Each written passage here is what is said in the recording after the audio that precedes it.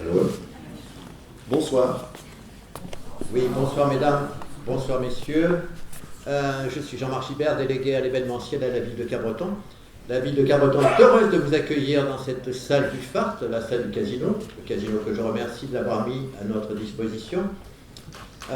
N'oubliez pas, et en plus, une petite recommandation, c'est pour ça évite à Hugo de le faire, de mettre vos portables en silencieux. Je suis persuadé que la majorité d'entre vous y a pensé.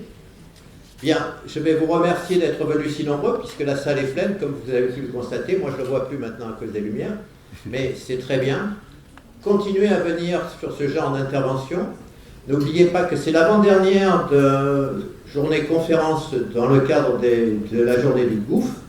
Il y en aura une autre, mais je ne vous dirai pas la date, comme ça vous resterez jusqu'à la fin pour savoir la prochaine conférence qui aura lieu probablement en décembre, probablement. Encore une fois, je vous remercie de votre présence. Merci, avant de passer la parole à Hugo Verloc, que je vais remercier aussi. Sachez qu'il travaille tout au long de l'année pour trouver des compteurs, des intervenants, des gens qui nous apprennent des tas de choses. Parfois, on ne se souvient pas de tout. C'est vrai que parfois, c'est scientifique. On a l'impression d'être plus intelligent quand on sort. Mais ce sont toujours des intervenants qui, la plupart du temps, et même toujours, nous font rêver. Bon, je vous souhaite une excellente soirée et à bientôt. Je passe la parole à Hugo. Merci Jean-Marc. Et merci à la ville de Cabreton et les services de la ville qui rendent tout cela possible. Ce soir, nous avons la chance d'accueillir Jean-Charles Franjon qui est parmi nous, que vous ne connaissez pas forcément, mais dont vous entendrez de plus en plus parler, évidemment, puisqu'il s'occupe d'un milieu qui occupe quand même 71% de la planète, à savoir l'océan. Et Jean-Charles va nous raconter un petit peu, là, dans un premier temps, alors je vous dis comment ça se déroule, on va un petit peu présenter qui est Jean-Charles. Ensuite de ça, il y a la projection du film, qui est un film, vous verrez, c'est très très beau. Et après le film, on reparle un petit peu de ce qu'a fait Jean-Charles, et ensuite, il y a un dialogue dans la salle. Donc si vous avez, au cours du film, des questions, vous les mettez dans un coin, et après, on pourra échanger avec vous. Voilà. Donc dans un premier temps, ce que je voulais, c'est que tu nous expliques un petit peu comment tu en es arrivé. On se connaît depuis un certain temps. Il se trouve qu'on s'est rencontrés par un livre que j'ai écrit qui a amené Jean-Charles à me contacter. C'était, je ne sais plus quand, il y a très, très longtemps.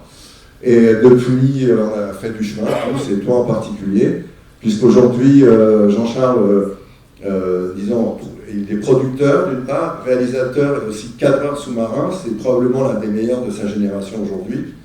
Il a participé, parce qu'il est assez modeste, donc si on ne le dit pas, il ne le dira pas. Il a participé à des grands tournages avec des gens comme Laurent Balestin, Jacques Perrin, aux quatre coins du monde. Il a fait des rencontres extraordinaires dont il vous parlera tout à l'heure. Et ce que j'aimerais là, c'est que tu nous parles un peu de comment tu es arrivé là où tu es aujourd'hui. Ok, tu as été prof de plongée, tu as fait de la biologie marine, mais tu as quand même construit quelque chose d'extraordinaire. Comment on arrive là où tu en es à filmer toutes ces créatures incroyables dans le monde entier. Au départ, voilà, tu n'avais rien, et maintenant, explique-nous un peu comment tu arrives à qui tu es aujourd'hui. Alors, Hugo, merci. Merci beaucoup pour l'accueil. Ça fonctionne ? Oui. Ouais. Il faut peut-être le mettre plus près comme ça. Ok.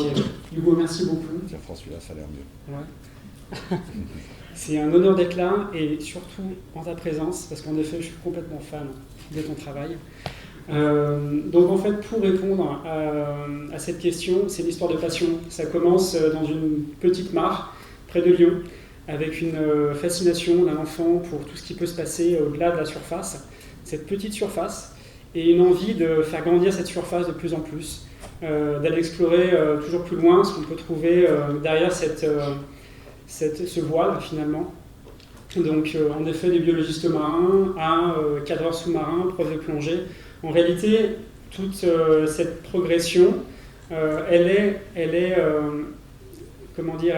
mue par l'envie de transmettre un message, de sensibiliser le public, de transmettre une fascination, et surtout la manière dont la fascination pour le monde vivant et l'océan en particulier peut transformer une vie. Pour l'avoir vécu, du coup, j'ai forcément envie de le partager. Il se trouve que l'image, le cinéma, le documentaire, c'est présenté comme le moyen le plus efficace pour partager quelque chose au plus grand nombre. Donc la quête du sauvage fait partie des aboutissements d'un long travail. Je suis très heureux de pouvoir vous partager ce soir. Merci beaucoup. Alors on pourrait dire encore beaucoup de choses, peut-être on va passer directement à la projection du film qui va vous immerger dans l'univers de Jean-Charles. Il faut quand même dire que c'est un tournage, c'est pas n'importe quel tournage, on peut peut-être dire 2-3 mots des conditions de tournage parce que les gens comprennent dans quelles conditions ce film a été réalisé aussi. Alors on va parler de 2 degrés, 3 degrés pour commencer, c'est la température de l'eau. Et 70 degrés, c'est la latitude. Donc en fait, c'était tourné dans l'extrême nord de la Norvège, dans une eau glaciale, avec des animaux qui sont fascinants, donc les orques et les baleines, mais qui représentent beaucoup pour chacun de nous, qui touchent notre inconscient de plein de manières différentes. Et à travers ce film, j'ai voulu parler de connexion à la nature, de reconnexion à la nature, en explorant en fait les différents prismes humains, en tout cas de contact avec ces animaux. Et la manière dont, que ce soit scientifique, whale watcher, que ce soit, on va dire, des chamans ou des néo-chamans, ou des personnes en tout cas inscrites dans des cultures premières, pouvaient être en relation avec ces animaux. Donc je me suis dit qu'en explorant ces différents points de vue, à travers un personnage central, qui est Morgan Bourkis, triple champion du monde d'apnée, marseillais, qui est excellent dans l'eau, très bon sur la plongée sur câble, avec une sensibilité pour l'eau qui est très forte, mais qui est parti sur ce tournage avec finalement zéro connaissance du contact avec ces grands animaux, et qui a été, donc c'était pour lui une expérience à la fois de découverte et aussi de transformation qui était assez forte. Oui, parce qu'il y a toujours dans ce que tu fais, de plus en plus visiblement, comme on en a parlé, une dimension vraiment spirituelle. Parce que moi, c'est ce que j'essaie de développer aussi par rapport à l'eau et l'océan. C'est pas seulement tout ce dont on parle aujourd'hui, c'est-à-dire la biodiversité, les dauphins, les baleines, la pollution, tout ça. Mais c'est aussi qu'il y a une dimension spirituelle dans l'eau et encore plus dans l'océan, puisque l'océan est l'origine de la vie. Et donc dans ton film, justement, ce qui est bien, je ne veux pas spoiler ni rien, même l'état d'esprit, mais c'est qu'on tend vers ça, et dans tous tes projets, c'est un petit peu le point de fuite vers lequel on va, quoi. Cette spiritualité liée à l'océan et à l'eau en particulier. Exactement, la nature, les milieux naturels en général nous transforment, on interagit avec eux. L'eau en particulier, l'être humain reste un animal, un singe finalement terrestre, mais une fois plongé dans l'eau, ce singe nous découvrons en fait des habilités étonnantes. Et ce milieu qui pour beaucoup d'entre nous en fait est inconnu, peut nous révéler beaucoup de nous-mêmes. Ces habitants, le milieu en lui-même, la manière dont on le regarde peut être une voie en effet spirituelle. En tout cas, moi je le vis comme ça. C'est des démarches qui ont été enrichies notamment par tes récits, mais des récits d'autres personnes et des rencontres avec d'autres personnages qui sont inscrits eux-mêmes dans une culture première. Donc les cultures premières, c'est le peuple premier, souvent associé aux aborigènes par exemple. Mais il y en a d'autres, et beaucoup étaient marins, beaucoup ont disparu, il en existe encore quelques-uns, et il est important pour moi, à travers ce travail et toute la technicité qui est mise dans ce travail, de servir, c'est pas un devoir de mémoire en fait, parce qu'en réalité ça existe toujours et ça existera toujours, mais de le diffuser au plus grand nombre. Voilà, on vous laisse maintenant avec la quête du sauvage.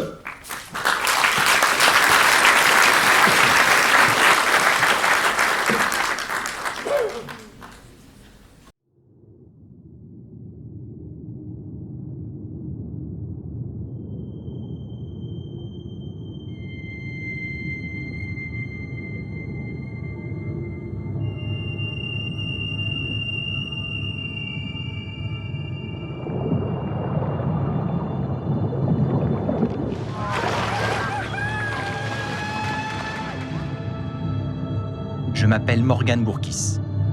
Je suis champion du monde d'apnée. Aux portes de Marseille, ma ville d'adoption, l'empreinte humaine sur la mer Méditerranée est omniprésente. Cette mer a vu naître notre culture occidentale.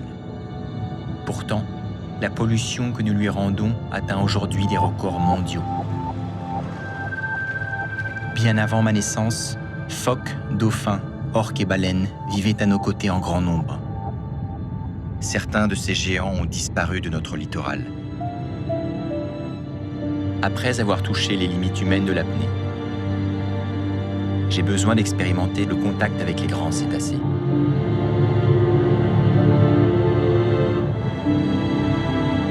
Je suis parti dans le nord de la Norvège, le dernier endroit d'Europe où ce contact est encore possible au quotidien. Ce que je connais des baleines, c'est ce que tout le monde a pu voir au moins une fois en image.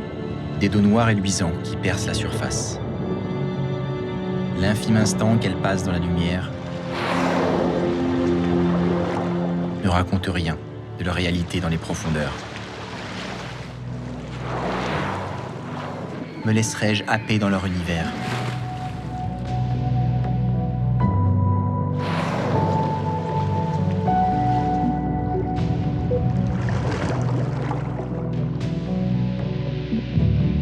Pour la première fois, je vois les baleines dans tout leur gigantisme. Leur nage est parfaite. Puis les orques entrent en scène. J'essaie de les suivre, mais mes poumons sont en feu. Elles sont clairement en chasse.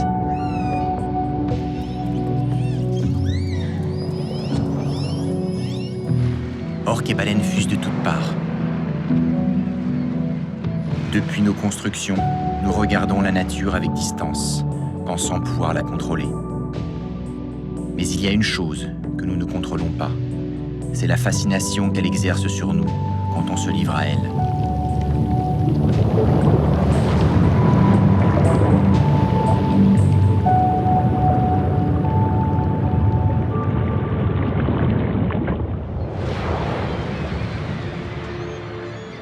Comment prétendre rencontrer ces animaux sans m'immerger dans leur réalité nocturne ?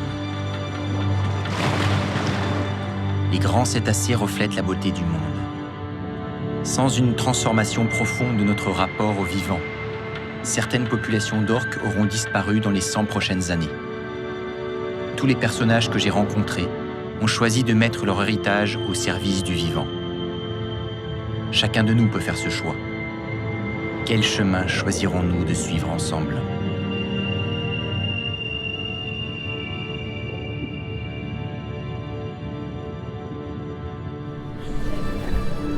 Ça va la lumière ? Merci. Désolé pour la... Voilà ces images quand même assez saisissantes. Magnifique. Merci Jean-Charles, c'est vraiment un grand moment de cinéma.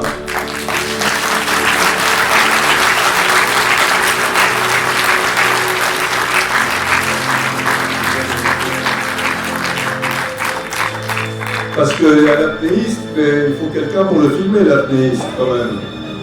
Et l'apnéiste, il m'habite. Ce que je voudrais, c'est que maintenant que les gens ont vu ce que tu as fait, ce que tu es capable de faire, que tu nous parles un tout petit peu de ton travail, puisqu'en fait, non seulement tu as fait ce film, mais tu as, comme on disait tout à l'heure, tu as filmé pour pas mal de grands films connus. Comme Océan, etc., les 700 requins de Fakin-Ravin avec Laurent Balesta.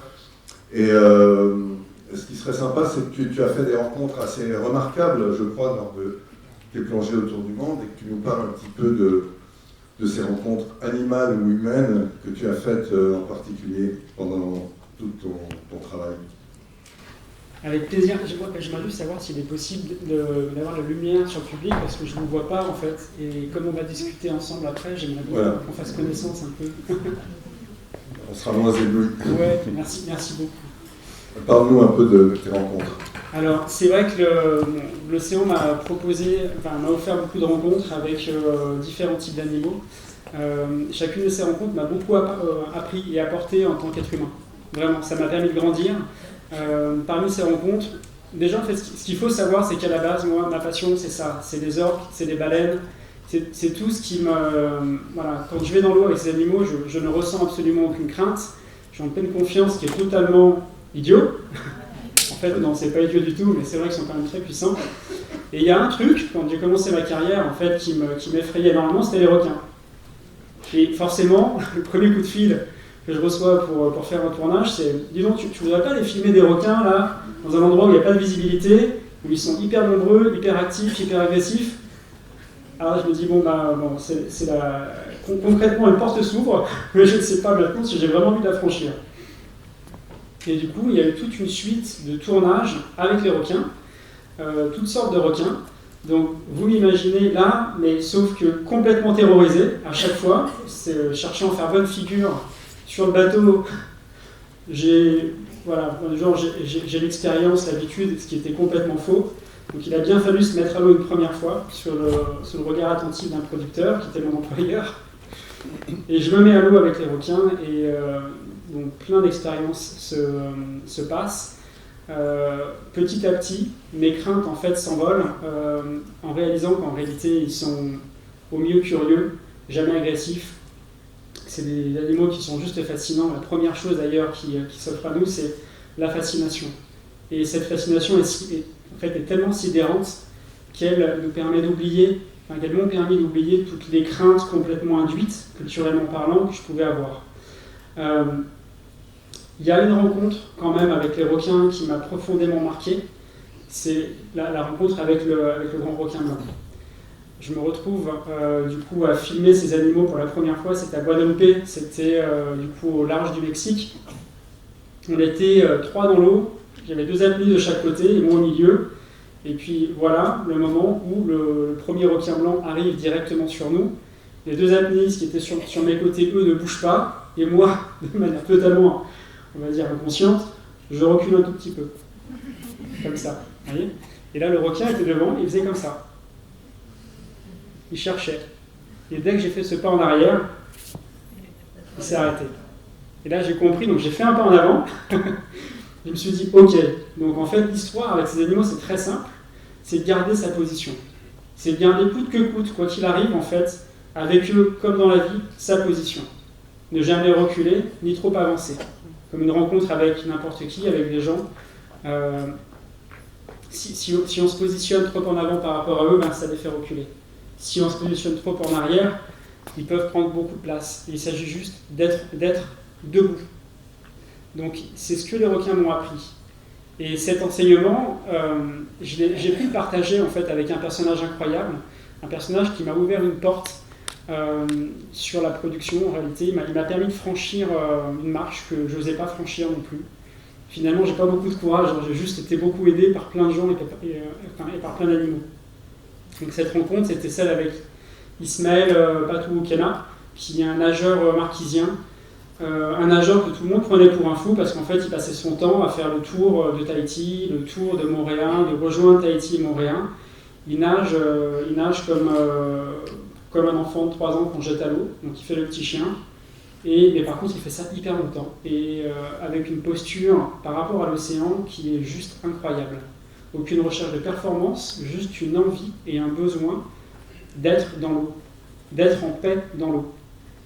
Et Ismaël m'a raconté la première fois que je l'ai rencontré, il m'a raconté en fait sa première rencontre avec les requins.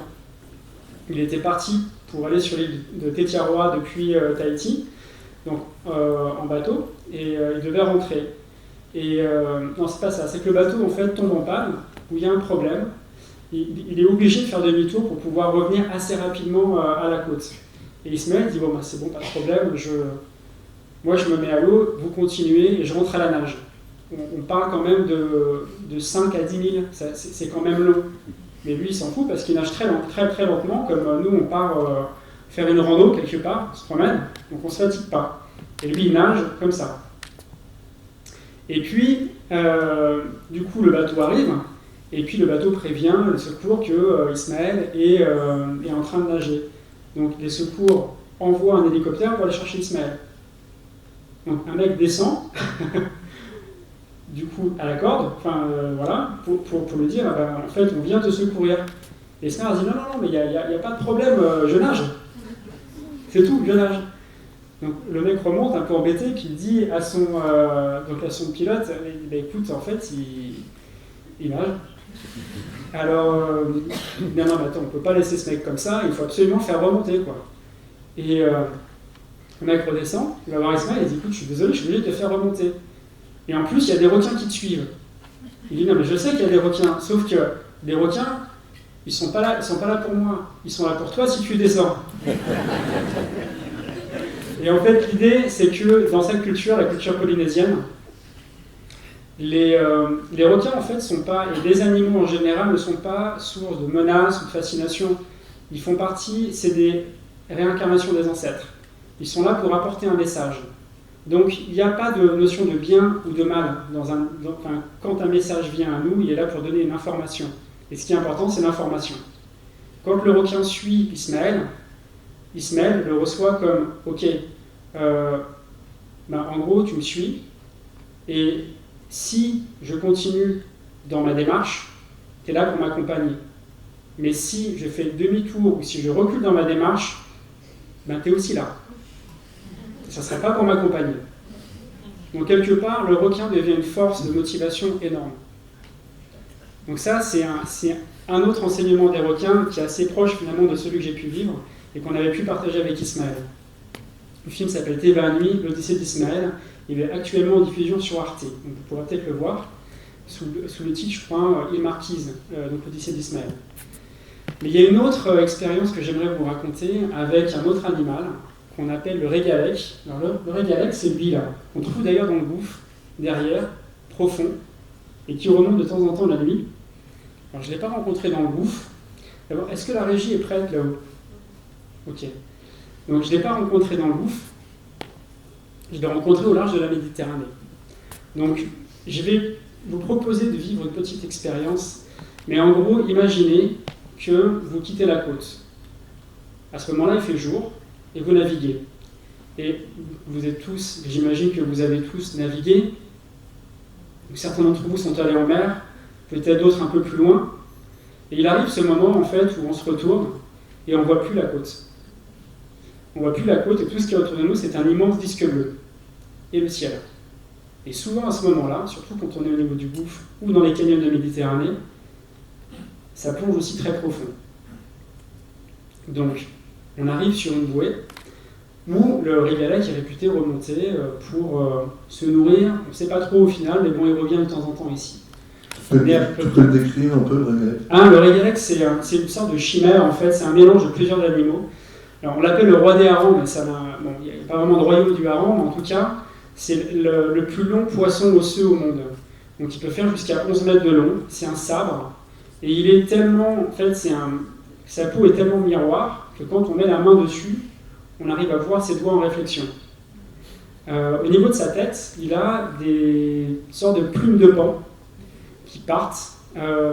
Il a des phénomènes d'iridescence en fait, sur le corps qui sont assez dingues. C'est un immense sabre avec une tête de paon.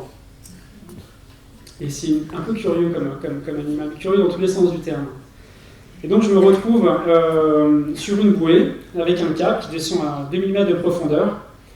Et voilà, on se dit, c'est là qu'on va aller filmer le régalec. On y va 2 jours, on ne voit rien.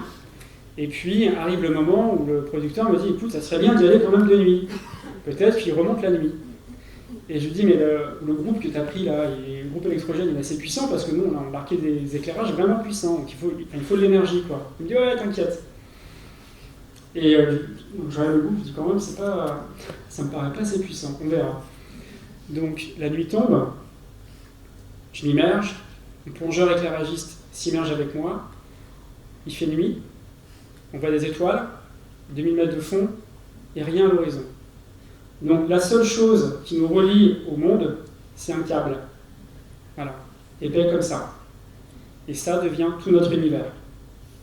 Et puis quand on quitte ce câble, c'est l'éclairage en fait qui est devant nous, l'éclairage du phare. Et objectivement, tout ça génère un certain stress, soyez objectifs.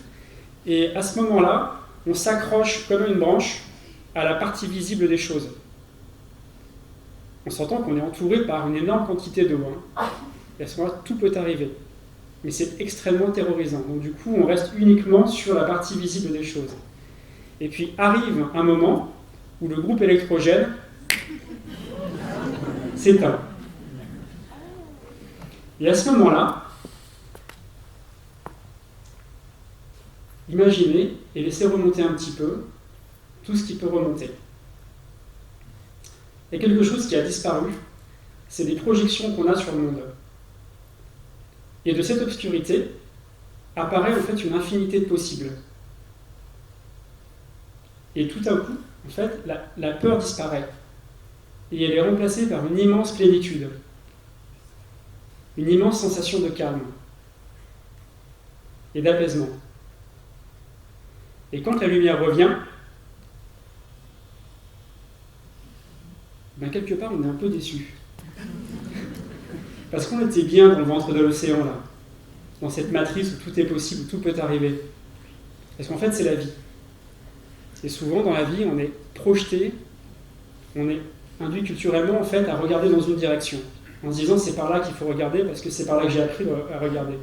Et c'est par là que mes sens m'amènent à regarder. Sauf que si on réfléchit bien tous de manière très objective, la plupart des choses vraiment intéressantes dans la vie, elles arrivent toujours, en fait, par la partie invisible. Et c'est ça qui, voilà, c'était en fait la leçon de Sregalek. Donc un poisson peut apprendre beaucoup sur l'existence.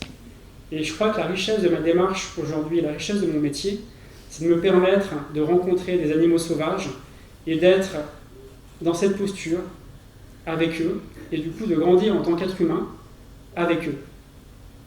Tout ça amène forcément une immense envie de maintenir cette faune sauvage existante quelque part dans un bon état, de la garder en vie, pour que d'autres, après moi, puissent aussi s'enrichir de cette même faune sauvage, tout en la respectant.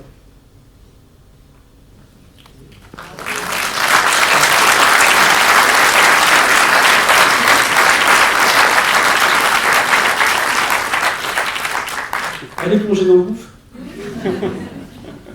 Écoute, ça montre bien ta philosophie, et tu me disais tout à l'heure quand on discutait, parce qu'en fait, comme il filme très bien, vous l'avez vu, il est aussi sollicité pour des films à gros budget, comme Backwater, je crois, avec... Stillwater, avec Camille Cotin et Matt Damon. Ouais. Donc tu as fait les parties aquatiques, et récemment un autre film avec Hugh Jackman et Laura Dern, je crois. Ouais. Et ce que tu disais, c'est que, curieusement... quand on te demande des choses comme ça, c'est toujours associé à... Alors, c'est vrai qu'en fait, le domaine de la fiction, donc en fait, quand des scénaristes se présentent à moi, ces scénaristes sont de culture terrienne. Ils n'ont pas vécu tout le passif que Hugo peut avoir, que je peux avoir, que plein de gens d'entre nous, en fait, plein de gens parmi nous, pardon, en fait, peuvent avoir, en fait, quand ils ont vécu une expérience avec le monde sauvage. Et l'une des facettes de l'océan, au-delà du côté matriciel dont je viens de parler avec le Sregalek, c'est la mort. Voilà, l'océan nous avale, comme une baleine. Sauf qu'on ne dit jamais, en fait, on oublie de dire qu'elle nous transforme. Donc, c'est vrai que souvent, en fait, on me demande de tuer des gens dans l'eau. Et de trouver des moyens les plus sécuritaires possibles de tuer un maximum de monde dans l'eau. Avec des équipes de marins super sympas, des plongeurs assistants super sympas, etc. Tout se passe très bien en vrai. Mais à l'image, en fait, ça ressemble à un meurtre. C'est vrai que c'est un petit peu énervant à force, mais ça m'amène en fait à rencontrer des gens assez passionnants. Alors, des personnes qui souvent ne connaissent pas l'océan, par exemple Lefa, qui est un chanteur de rap. Je ne connaissais pas Lefa, je ne suis pas fan de rap. Et quand on m'a demandé d'emmener sous l'eau pour une scène de meurtre, je me dis pourquoi pas. Et finalement, ce qui est intéressant en fait, c'est que l'approche humaine, pour amener une personne qui n'a jamais mis la tête sous l'eau, ou très peu, pour lui permettre de réaliser des choses, de se sentir serein et en posture, en quelque part, de jeu, et bien en fait est permise par toutes ces expériences vécues avec le monde sauvage. Alors c'est sûr que en tant que réalisateur aujourd'hui, j'ai envie, et c'est ce que je fais à travers mes films, de porter plutôt des histoires de vie que des histoires de mort, même si les deux sont là, quelque part la même phase d'une même pièce, quoi. Enfin les deux phases d'une même pièce. Donc, mais c'est une expérience assez intéressante en tout cas, quoi. Et c'est la beauté de ce métier, c'est déjà de travailler avec un groupe de personnes, donc avec des marins, avec des plongeurs, avec qui on est vraiment en amitié, qui nous permettent de faire plein de choses, et ensuite d'avoir une approche humaine et d'emmener les gens dans l'eau. Alors, pas forcément très profond, mais en fait, de les amener quelque part à se dépasser et à faire des choses qui pourraient paraître impossibles. Merci Jean-Charles. Vous voyez l'étendue de son travail. Donc, si vous avez des questions à lui poser, c'est le moment, sur le film qu'on a vu, sur son travail ou sur ses projets. Donc, si vous voulez vous adresser à lui, prenez la parole, tout simplement. puisqu'on ne va pas faire passer le micro pour ne pas compliquer les choses, mais il suffit que vous preniez la parole. Prenez-la. Vous m'entendez là? Oui. Bonsoir. Bonsoir. Je voulais savoir quel mois vous avez filmé en Norvège. Ensuite, je voulais savoir si vous plongez avec les bouteilles au milieu des orques et des baleines. Alors, au niveau, bon, pour répondre à la première question, je suis allé 3 fois sur place. Donc, j'ai fait un premier repérage en novembre. Les périodes de présence des baleines, des orques, c'est plutôt le mois d'octobre, fin octobre, novembre, décembre. Tout en sachant qu'en Norvège, là où elles sont visibles, en décembre, il n'y a plus de lumière. À partir de mi-novembre, d'ailleurs, en fait, le soleil ne sort plus. Donc c'est uniquement des lumières bleues qu'on peut voir en ce moment, peut-être à 19h ou 19h30, quand le soleil vient de se coucher. Voilà. Et je suis allé, en fait, donc, du coup, au mois de janvier aussi. Donc le mois de janvier, c'était la période la plus froide. Là, on avait des moins 15 degrés, des moins 20 degrés. On s'est vraiment pelé. D'ailleurs, on le voit sur le visage de Morgane. Mais là, c'est le retour de la lumière. Et du coup, à nouveau, on peut passer un peu plus de temps dans l'eau, sachant que on va passer au maximum, il y a 5 heures de jour par jour, et dans ces 5 heures, quand le soleil est là, ça va être peut-être 2 heures de présence de soleil. Par contre, c'est des lumières magnifiques. Pour la deuxième question, non, je ne plonge pas avec des bouteilles, avec les baleines. Parce qu'en fait, les baleines ont leur propre langage, les bulles représentent quelque chose pour elles, notamment, c'est pas forcément... je crois que c'est un signal plutôt agressif. Donc l'idée, c'est de ne pas être dans l'agression avec elles quand on va les filmer. La première fois que j'ai fait, donc je suis allé plonger avec les orques, je suis parti en apnée avec un caisson qui faisait 30 kg. Donc je me suis retrouvé en fait à essayer de suivre des baleines avec un caisson, en poussant un caisson de 30 kg et en faisant des apnées, donc avec des palmes de carbone. En gros, je me mettais à l'eau, déjà j'étais épuisé. Je palmais, j'étais épuisé, et je descendais et j'avais l'impression de mourir à chaque fois. Parce que j'étais à bout de souffle. Et par contre, ça m'a montré beaucoup de choses. Ça m'a déjà amené à concevoir un caisson beaucoup plus compact, à réfléchir les choses un peu différemment. Donc, je ne suis pas parti sur des bouteilles, mais sur un recycleur, et sur un recycleur oxygène pur. En gros, j'avais filmé des animaux qui étaient beaucoup plus rapides que moi. J'avais besoin de toutes mes capacités humaines, voire même un petit peu au-delà. Donc, en respirant de l'oxygène pur, objectivement, j'étais un peu dopé. Donc on peut nager, on peut fournir un effort extrêmement intense, qui a un avantage, c'est que cet effort nous réchauffe énormément. Dans un milieu froid, c'est plutôt bien. Par contre, comme tout, quand on franchit quelque part, quand on franchit un cap, une certaine limite, on est soumis à de nouvelles limites. Et là, en l'occurrence, c'est la profondeur. Je n'avais pas le droit de plonger en dessous de 6 mètres. En dessous de 6 mètres, l'oxygène devient toxique et on a un risque épileptique. Donc j'avais 6 mètres de profondeur sur lesquels je pouvais tourner pour pouvoir filmer les actions avec les orques et les baleines. Et pourquoi un recycleur oxygène? Parce que c'est très compact. Donc quelque part, je ne perdais pas en fluidité au minimum. Donc je gardais la possibilité de nager vite, de rester sous l'eau assez longtemps, de m'affranchir de la surface, qui est toujours une zone qui est mouvante et qui fait que les images vont être plus ou moins stables, en réalité même plutôt peu stables. Donc j'avais besoin d'être juste dans cette zone, la zone des 0,6 mètres. Et puis également, tu peux préciser que les bulles. Et les bulles, voilà, le recycleur permet de plonger sans bulles. Parce que l'air qu'on expire repart dans une boucle où l'oxygène en fait est réenrichi, le CO2 qu'on expire est capté par de la chaux soudée. Donc on respire dans un sac de manière continuelle, et on peut faire ça pendant 1h30, sous ces latitudes avec un petit recycleur oxygène. Non mais ce que tu disais à propos des bulles, pardon, c'est que ça permet quand même aussi de ne pas brouiller, parce qu'il ne faut pas oublier que c'est le son, il a fait un film sur le son en Méditerranée aussi qui est absolument passionnant, et donc dans l'océan c'est pas un monde de visuel, c'est un monde totalement sonore, c'est x5 le son dans l'océan, donc tout s'entend, et évidemment les cétacés entendent le chant des autres cétacés. Donc le son est très fin, donc les bulles peuvent, tous les plongeurs le savent, les bulles peuvent éloigner, on en parlait avec Nicolas Bidou aussi, ça peut éloigner les poissons à certains moments, d'où l'importance de rester silencieux sous l'eau. Exactement. Donc c'est vrai qu'en fait, il y avait tout un ensemble de paramètres qui m'ont amené à ce choix technique. Et c'est vrai qu'aujourd'hui, en tant que cinéaste sous-marin, à chaque fois qu'on m'appelle pour aller filmer un animal ou une situation ou un film de fiction, je réfléchis à la meilleure configuration en prenant en compte toute la dimension en fait, du milieu. Notamment la présence animale, donc comment permettre que cette présence soit le plus proche ou la moins dérangée possible.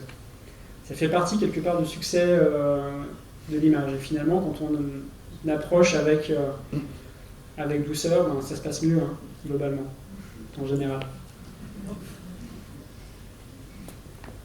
Ouais, alors il y a monsieur a levé la main en premier, je crois.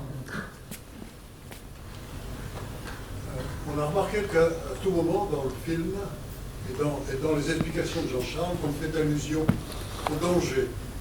Et en particulier, on nous apprend tous, et on a vu déjà un certain nombre d'images qui prétendent que l'orque est un animal dangereux pour l'homme. Est-ce exact? Et quelle est la réalité? Alors, je dirais, l'homme est-il un animal dangereux pour l'homme? En fait, disons qu'il faut prendre en compte toute une série de paramètres. Globalement, il n'y a aucun récit d'agression d'orque sur un être humain au milieu sauvage. Alors peut-être que quand ça se passe, l'homme ne revient pas pour le raconter. Mais le fait est que dans toute l'expérience que j'ai pu vivre, je n'ai jamais vécu ou ressenti la moindre agressivité de l'animal par rapport à moi, ni par rapport aux personnes qui étaient autour. Et ça, multiplié par des années d'expérience racontées par d'autres personnes qui guident des plongeurs au contact des orques, ça finit par créer une certaine vérité. Et c'est vrai qu'il y a quelques images très médiatisées qui parlent d'attaques d'orques sur des êtres humains en captivité. Alors, je précise en captivité, l'orque est un animal extrêmement intelligent. Alors bien sûr, il n'a pas de main, il ne peut pas concevoir d'objet pour nous montrer le niveau de son intelligence. Donc il a une intelligence alternative, mais qui est extrêmement développée. Une intelligence sociale qui dépasse de loin ce qu'on peut imaginer, vraiment ce qu'on peut concevoir. Alors vous prenez cet animal-là, qui vit dans un fjord, qui vit dans l'océan, c'est-à-dire qui est capable de communiquer à plusieurs milles de distance avec ses partenaires. Vous le prenez et vous l'enfermez dans un aquarium. Alors, il y a des chances que, comme un être humain, enfermé dans un espace ou contraint dans sa liberté, puisse à un moment donné péter un câble et devenir agressif. Donc c'est certain que l'orque, en fait, comme tout animal, s'il est contraint ou acculé, va chercher à un moment donné, en fait, soit à se défendre, soit juste peut-être perdre la notion de sociabilité. Donc je ne sais pas si l'orque en lui-même est un animal agressif. Moi je n'ai jamais ressenti d'agressivité. Et je pense que, comme toute forme de vie en général, à partir du moment où elle est respectée dans ses besoins, finalement ça se passe plutôt bien. En tout cas, c'est ce que les requins m'ont montré. Alors, il y avait une question par là. D'après le film, on peut imaginer que les orques ou les baleines se réfugient plutôt dans les endroits où c'est plus facile de se nourrir, à savoir dans un fjord ou dans le Saint-Laurent. N'y a-t-il pas autant d'orques et de baleines qui sont en pleine mer, dans des endroits avec des mers plus chaudes et plus faciles à les filmer? Ah ben... Est-ce que votre question c'est mais pourquoi? Qu'est-ce que vous êtes allé faire là-haut? Est-ce que les orques et les baleines sont plutôt concentrés dans les endroits où c'est plus facile pour eux de pêcher, ou est-ce qu'il y en a autant dans les océans partout? Alors clairement en fait les orques là on les retrouve on va dire dans des densités de population importantes parce que la ressource elle-même en fait va se rapprocher de la côte et se condenser dans des fjords. Vous imaginez que là on a peut-être 300-400 orques qui se retrouvent dans un fjord qui finalement ne va pas être si grand que ça, donc ils vont être beaucoup plus visibles. Quand les harengs qui viennent hiverner l'hiver, en fait, ils vont passer plusieurs mois où ils vont transformer toute leur graisse accumulée en œufs et en appareil, en fait, en gros, en organes de reproduction, et en fait, ils se reproduisent à la suite de l'hiver. Les orques profitent de ce moment de pause du hareng où ils sont statiques au fond pour s'en nourrir. C'est des animaux malins, donc ils vont faire un minimum d'efforts pour manger un maximum. Alors oui, les orques ensuite sortent du fjord et peuvent se nourrir en fait et vivre un peu plus au large. Il y a des populations d'orques spécialisées sur la consommation de harengs, la prédation du hareng, d'autres plutôt spécialisées sur la prédation des mammifères et d'autres cétacés en l'occurrence, ou encore des baleines. Donc oui, il y a plusieurs espèces en fait. Il y a plusieurs sous-espèces d'orques. Il y a une seule espèce d'orque pour l'instant, en tout cas comme elle est classifiée dans la nomenclature, dans l'arbre phylogénique. Et les sous-espèces en fait vont avoir des cultures différentes. Donc il est possible d'avoir des orques en train de se nourrir dans le fjord pendant que d'autres vont être à l'extérieur en train de se nourrir peut-être de phoques ou de baleines. Ce qui est certain, c'est qu'aujourd'hui, toutes ces sous-espèces, en fait, sont toutes en train de décliner. Donc, je ne sais pas où vous voulez amener dans la question. Enfin, moi, ça m'amène à dire ça quand même. Mais c'est vrai que... Et c'est à nous de chez nous, en fait, de changer un petit peu nos habitudes pour leur permettre de continuer à vivre, Oui. Dans le prolongement de votre question, c'est assez positif en fait, parce que vous ne pas les Norvégiens sous un nouveau jour. Moi je me souviens des Norvégiens il y a une vingtaine d'années, avec un élevage intensif de saumon, la chasse à la baleine qui continuait, et aujourd'hui il semblerait qu'ils aient fait leur révolution, en tout cas vis-à-vis de la nature. Alors, bon, il y a du boulot encore, mais globalement, c'est... ouais. Il y a des changements. La chasse à la baleine, en effet, a fortement diminué, notamment parce qu'il y a de moins en moins de demandes de baleines, de viande de baleine. C'est surtout ça, en réalité. Hein. Les mentalités évoluent chez nous, et si on arrête d'en consommer, ben, quelque part, ils ont moins d'intérêt à aller en chasser.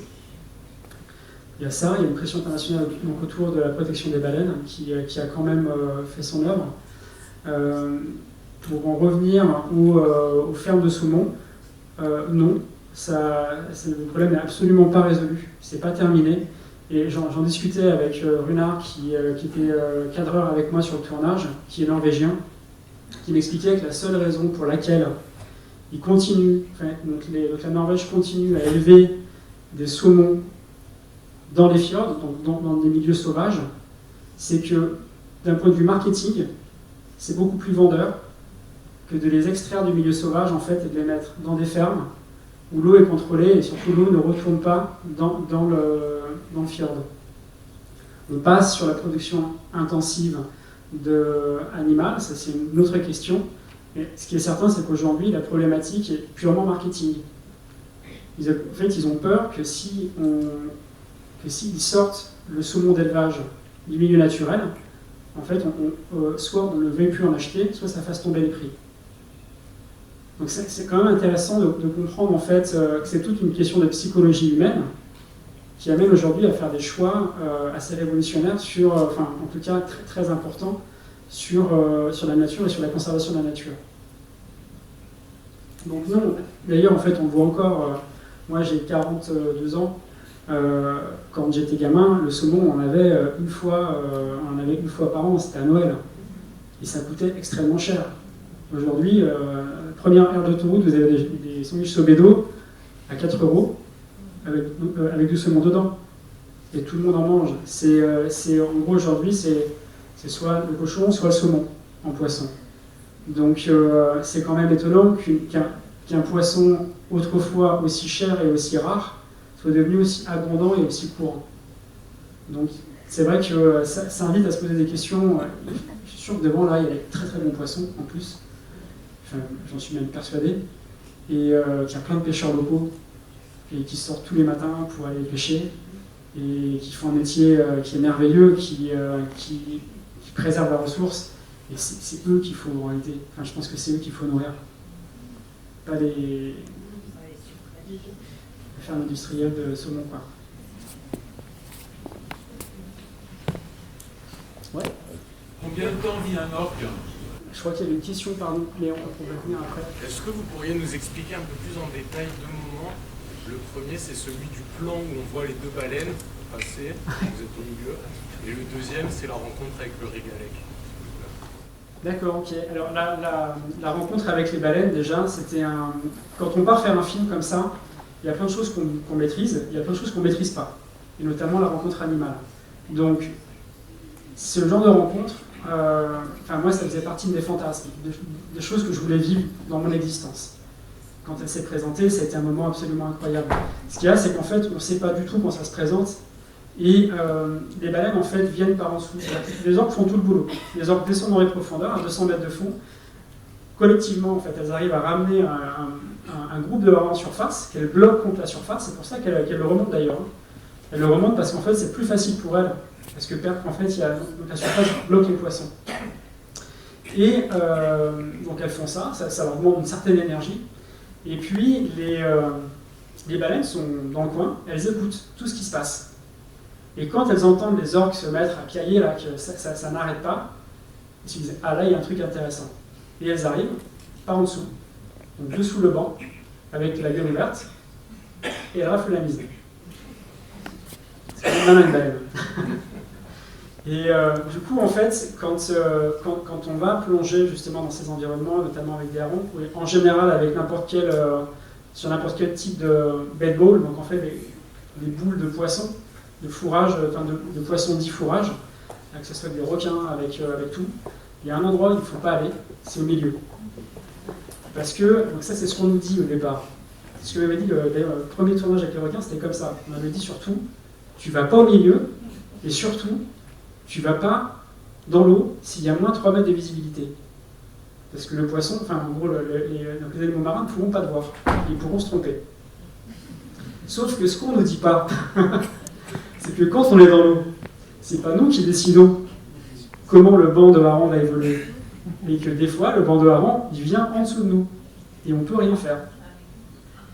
Et donc forcément, à ce moment-là, l'idée c'est de sortir un maximum du banc, revenir sur le bord. Et puis il y a quelques moments assez rares, comme celui-ci, où en fait on regarde vers le bas, et là on se rend compte qu'il n'y a plus aucune coordination sur le banc, que le gentil petit tour en fait devient complètement anarchique, et là on comprend que quelque chose arrive d'en dessous. Mais on ne sait pas ce que c'est. Enfin, on sait que c'est des baleines, mais on ne sait pas s'il y en a une, s'il y en a deux, s'il y en a trois, et surtout si elles sont en mesure de nous voir. Et ce qui est assez dingue, c'est qu'en fait, quand les baleines sont sorties, elles sont sorties de chaque côté, et je ne sais pas précisément comment, parce qu'elles ne sont pas réputées justement pour pouvoir faire des colocations. Alors il y a certaines théories aujourd'hui qui disent qu'elles ont un organe extrêmement sensible au niveau de l'extrémité de la gueule, qui leur permet de capter leur environnement, et d'avoir quand même en fait pas mal de précision, pas mal d'informations.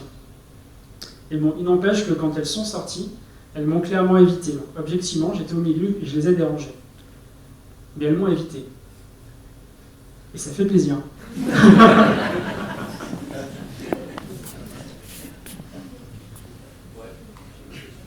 Ouais. Est-ce que vous utilisez des ROV pour vos tournages? Pardon pour le régalec. Excuse-moi, ouais. Allez-y. Non, mais je sais pas. Ouais. Non, mais allez-y pour la deuxième réponse. Donc le régalec, en fait, la première rencontre, en fait, je suis allé 11 fois au large pour chercher ce poisson. À la 11e fois, je me disais, bon, en fait, je pense que c'est les pêcheurs du coin qui ont dit aux producteurs qu'il y avait un poisson, histoire de le faire raquer le bateau un maximum. Mais en fait, le poisson n'existe pas.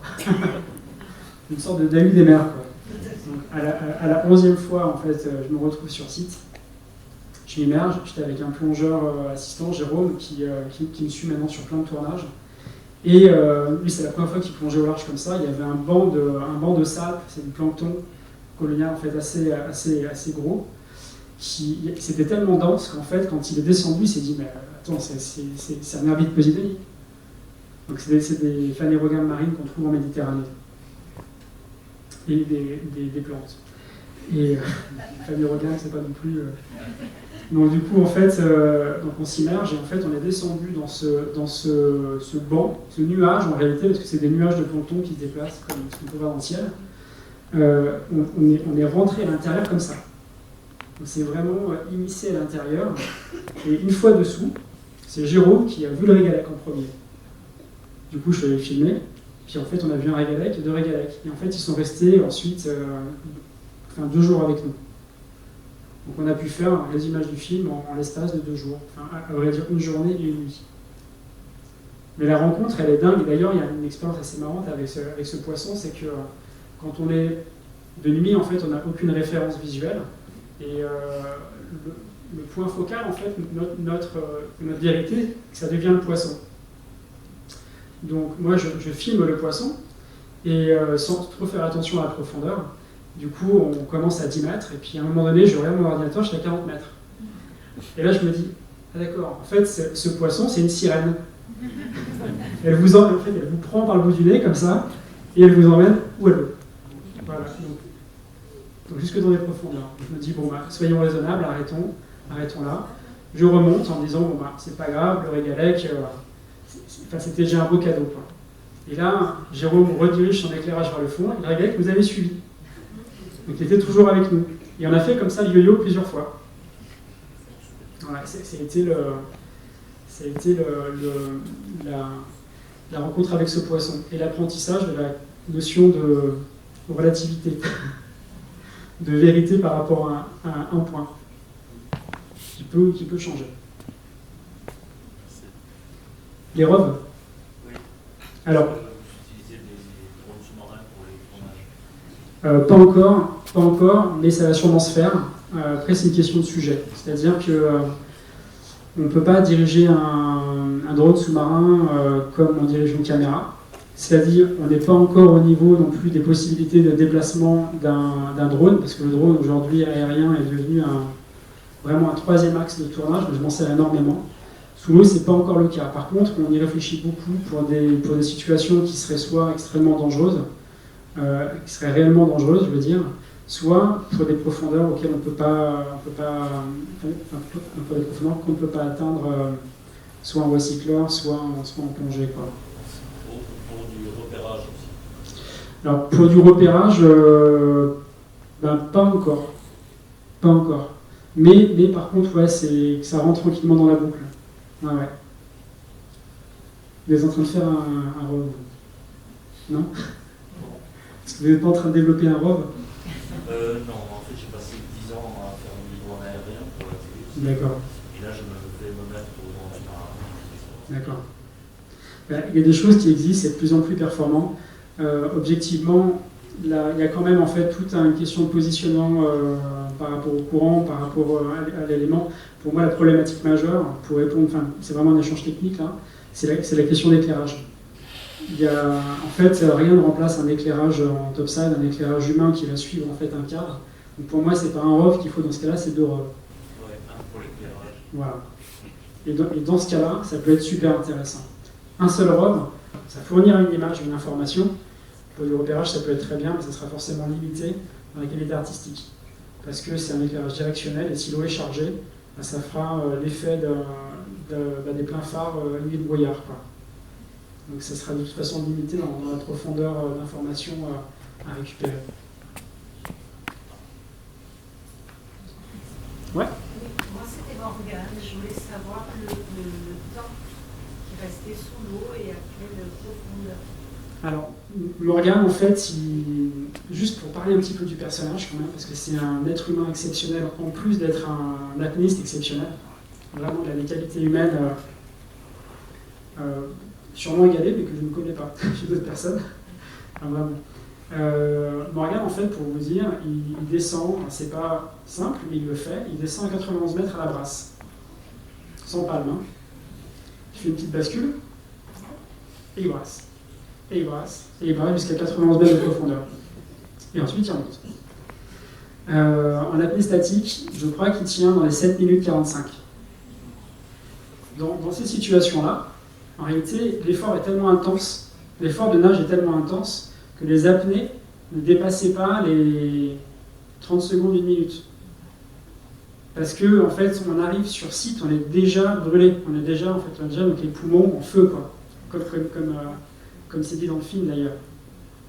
Mais c'est pour ça que, au-delà de ces qualités humaines, pour accueillir l'expérience de ce tournage et accueillir toute la dimension, on va dire, initiatique et de la confiance qu'il fallait aussi pour se retrouver dans ces situations-là, et qui nous a vraiment donné, physiquement parlant, c'est extrêmement dur. Dur parce que c'est un milieu froid, et qu'il n'était pas forcément habitué à fournir ce genre d'effort en fait, dans un milieu aussi dur au départ. Parce qu'à la fin du tournage, ça s'est passé très différemment. C'est-à-dire que c'était passé 1 mois, plus un repérage avant 15 jours, et le froid était rentré à l'intérieur de lui. Et ça, c'est une notion hyper importante. C'est que le froid, en fait, de toute façon, il gagnera toujours. Mais si on sait l'apprivoiser pendant un temps, ça devient un super allié.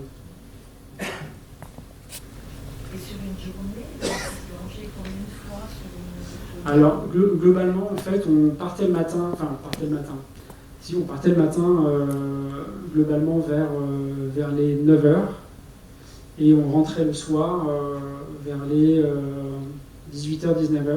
Souvent après, on continuait à tourner. Parfois, le matin avant, on avait tourné. Et le nombre de plongées dépendait en réalité de la présence des animaux. Donc, c'était des sessions, c'était plus lié en fait à la présence des animaux.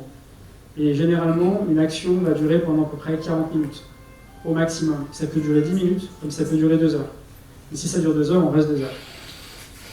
C'est pas vraiment une question de durée, là, c'est plus une question de possibilité d'être dans une situation de tournage intéressante. Alors.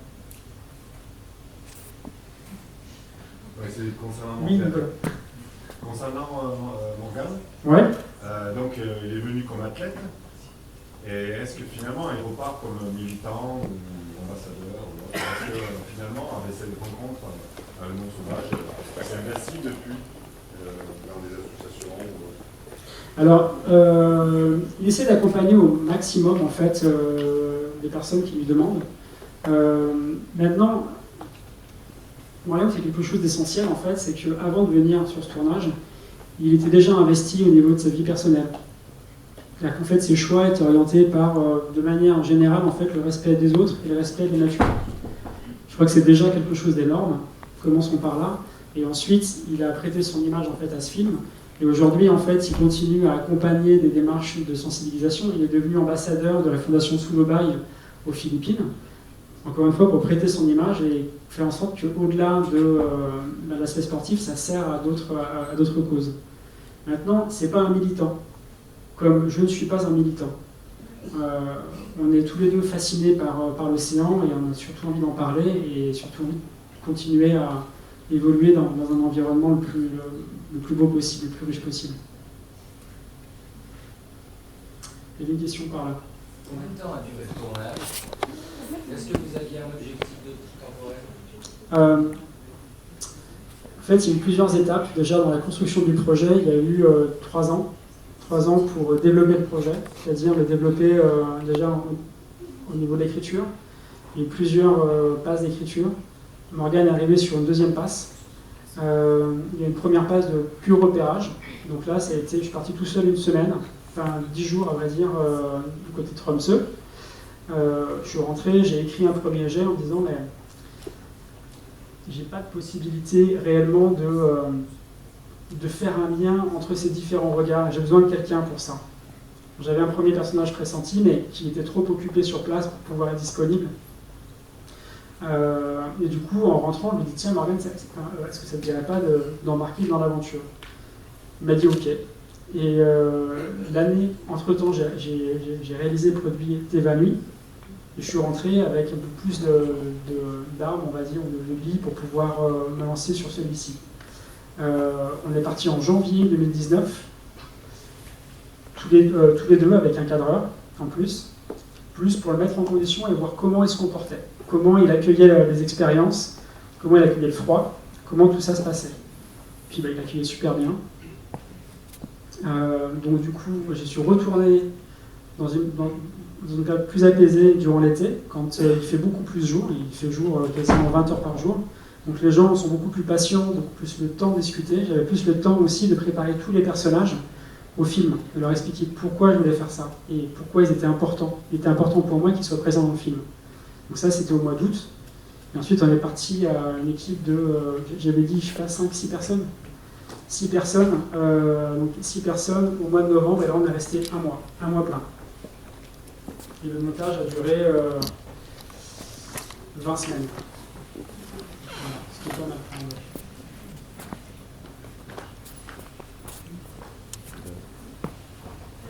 Ah, ouais. Je sais pas trop comment formuler, mais en fait c'est par rapport comment vous accueillez les émotions la première fois que vous êtes sous l'eau entre la technique, l'apnée, et là vous avez les orques et les baleines pour la première fois qui arrivent, et il faut cumuler tout ça en même temps. Ben, en fait, c'est une bonne question, parce qu'en fait c'est extrêmement frustrant d'être cinéaste quand on est face à des animaux comme ça et que c'est des animaux qui nous passionnent. J'en parlais tout à l'heure à Hugo, en fait, il y a une rencontre dans tout le tournage qui m'a marqué, et cette rencontre, pour cette rencontre, je n'avais pas de caméra. La caméra, à ce moment-là, buguait, j'avais un problème, je n'arrivais pas à le résoudre.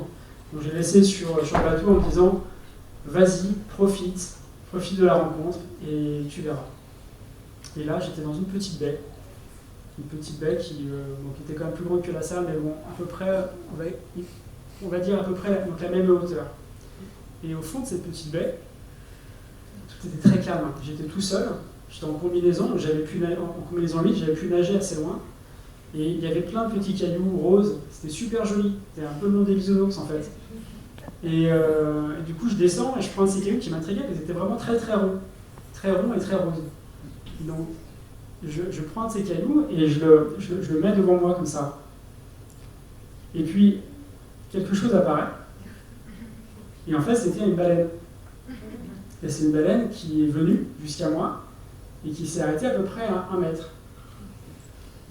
Donc moi j'étais juste sidéré déjà parce que je n'avais vu aucun souffle autour quand j'étais en surface. Donc j'imaginais pas qu'il puisse y avoir une baleine juste devant moi dans si peu de fond. Et du coup la baleine s'arrête. Je sais pas si elle était surprise, je peux pas interpréter, mais bon en tout cas elle s'arrête devant et elle commence à faire demi-tour. Donc du coup je fais demi-tour avec elle pour accompagner le mouvement. Et là elle se retourne et là je réalise en fait l'ampleur la taille de sa queue, quand même gigantesque. Et là, je la vois lever la queue pour partir. Et là, je me dis, mince, c'est que ça doit avoir eu un sacré volume d'eau quand même, tout ça. Donc je m'apprête à me prendre en fait un flux d'eau assez important, donc à être plutôt dans la détente et l'accueil et me laisser un peu partir parce que je ne savais pas du tout en fait quelle force ça représentait. Et en fait, il y a juste un énorme tourbillon qui s'est formé devant moi et j'ai rien senti. Et je suis remonté en fait dans des eaux d'autres. Là, je viens de nager avec une baleine. Et en fait, personne n'avait vu. Et ça, c'est quand même un moment assez incroyable. Ça m'est arrivé plusieurs fois à Marseille, donc des rencontres fortuites avec des baleines. C'est pas les mêmes baleines, mais avec des baleines en Polynésie, puis dans différents endroits. C'est toujours des moments magiques. Quand on a une caméra, on est en posture de chasseur. On chasse des images. Mais il y a un enjeu. C'est pas pareil que de se balader en fait en forêt et tomber sur un ours, tomber sur sur ce que les chasseurs peuvent chasser. Et te dire, tiens, je vais aller chasser cet animal-là parce que je dois le ramener et j'en ai besoin parce que je dois le ramener à ma communauté pour m'en nourrir. Donc on y va avec un enjeu, on a un truc à ramener, quoi. Et quand je vais filmer, c'est dans cette posture-là que ça se passe. Il y a toujours un côté un peu chasseur. Il faut arriver à se positionner, être au meilleur endroit, le plus discret, avoir les meilleurs affûtés quelque part en fait sa lance. Sauf que ma lance, moi, c'est une caméra. Donc tout ça met dans une posture d'hyper-concentration et la partie émotionnelle est derrière. Par contre, il se passe des choses après. Et ça vient quand on s'y attend, en fait, quelque part, quand on ne s'y attend pas. Beaucoup de choses remontent. Donc c'est pas à ce moment-là que ça se passe. J'aimerais bien, mais voilà, pas avec une caméra. Vous avez fait la transe chamanique. Vous êtes parti en course ou pas Alors, vous avez filmé alors non, j'ai pas à ce moment-là. Ouais. Je l'ai fait avant le tournage avec Chéron, notamment pour comprendre son univers, mais aussi parce que c'est quelque chose qui m'intéresse profondément, humainement parlant, spirituellement parlant aussi. J'avais vécu de manière différente. Voilà, enfin, notamment par la respiration, par l'apnée. Il y a plein de moyens en fait, de rentrer dans ces états alternatifs de conscience. Et c'est vrai que c'est des expériences assez dingues, assez surprenantes et qui finalement, en fait, en tout cas, moi, m'ont beaucoup connecté déjà à moi et ensuite au monde qui m'entoure.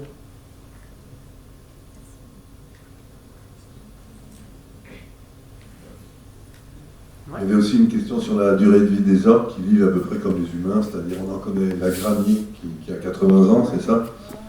Et voilà, en tout cas, elles peuvent vivre 80 ans, puisqu'il y en a une qui est bien connue en Colombie-Britannique. Alors je vais être très honnête avec vous. En fait, je me suis assez peu intéressé à l'animal d'un point de vue biologique. Je sais que c'est des cétacés, je comprends les cétacés de manière globale, je sais qu'ils ont un gros cerveau, ils peuvent vivre longtemps, mais c'est pas ce qui m'intéressait en fait. Dans ce film-là, du coup, j'ai pas fouillé cet aspect-là au maximum. Et je pourrais pas, objectivement, vous donner beaucoup d'informations, si ce n'est qu'il y a plein de sous-espèces, qui se nourrissent de manière différente, qu'ils ont des langages différents, ils ont des vocalises différents, et qu'entre populations, même de sous-espèces similaires mais habitant des régions différentes, ils ne peuvent pas se comprendre. Et souvent, les premières hybridations ou les premières reproductions se font après plusieurs générations, comme chez nous. Mais combien de dents, quel poids, je suis désolé, j'ai pas enregistré ces informations-là. Merci. Et apparemment, il y a les populations d'orques littorales et les populations d'orques qui vivent au large. Et apparemment, celles qui vivent au large ont l'air plus sauvages, plus féroces, on va dire, entre guillemets, que celles qui vivent sur le littoral. Ok.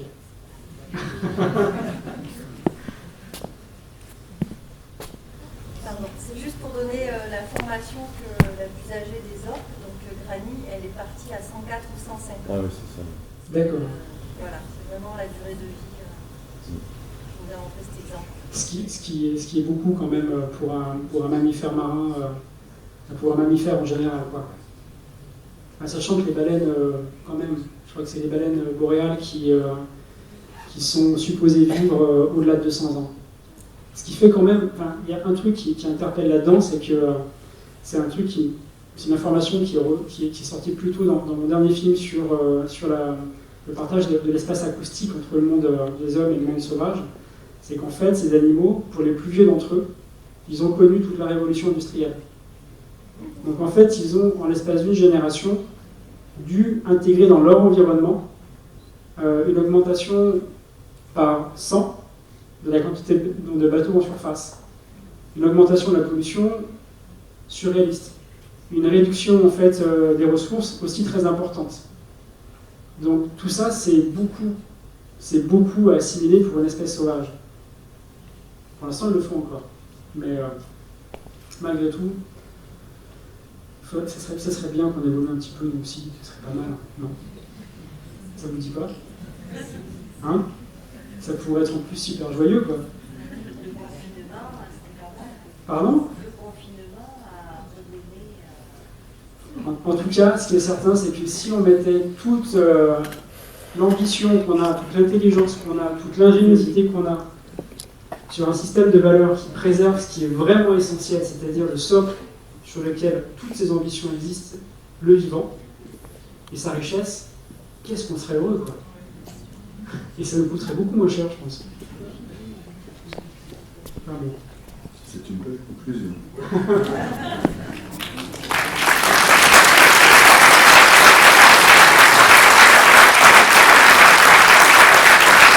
Merci beaucoup. Merci Jean-Charles. Donc on va clôturer la soirée. Avant de finir cette soirée, je vous signale, il y avait un suspense que Jean-Marc a donné tout à l'heure, on va avoir une autre conférence avant la fin de l'année. Ça sera le 2 décembre, voilà la date. Et ça sera avec un Landais de Mont-Marsan qui s'appelle Gilles Kerlork, que certains d'entre vous connaissent sans doute parce qu'il fait beaucoup de choses, qui va nous parler de tous les trésors qu'on peut trouver dans le sable du littoral landais et même dans le sable de l'Adour. Tous les trésors que vous pouvez imaginer, que ce soit des trésors naturels ou des épaves, des pirates, des voies flottées. C'est un type passionnant, voilà, je vous recommande chaudement d'être là le 2 décembre avec Gilles Kerlork. Vous apprendrez beaucoup de choses. Merci beaucoup. Bonne soirée.